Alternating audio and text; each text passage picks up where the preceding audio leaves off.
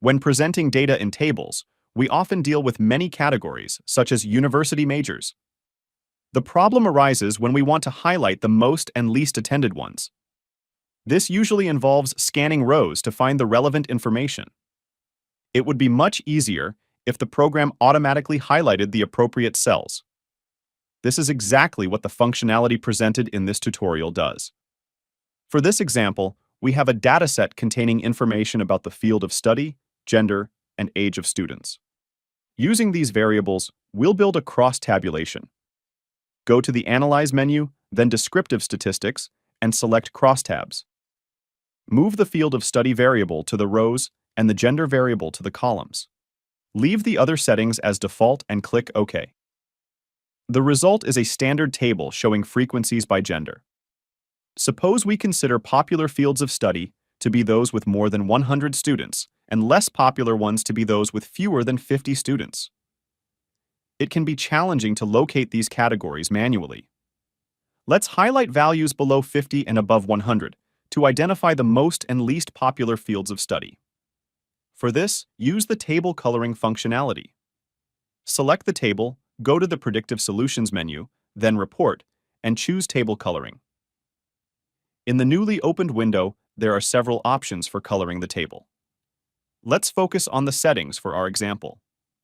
To specify the ranges and coloring method for the cells, check the Use Value-Dependent Coloring checkbox. Then, enter 50 as the lower value and choose the color Fuchsia. For popular fields of study, enter 100 as the upper value and leave the default color as green. Additionally, by default, the color yellow is set for values between 50 and 100. To avoid cluttering the table, change this to white. Below, there's also an option for gradient cell filling. By checking this box, you can select a gradient color. Note that gradient fill takes precedence over conditional fill, meaning if both options are selected, the gradient fill will be applied. On the left side of the window, there are settings for coloring entire rows and columns based on specific words. Enabling this option allows highlighting based on an exact match.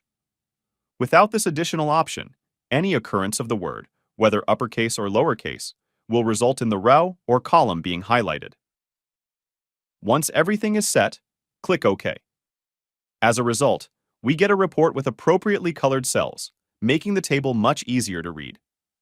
But what if we want to revert the changes and color all cells white again? To do this, go back to the Predictive Solutions menu, then Report, and select Table Coloring. Uncheck the conditional coloring options and change the default cell color to white.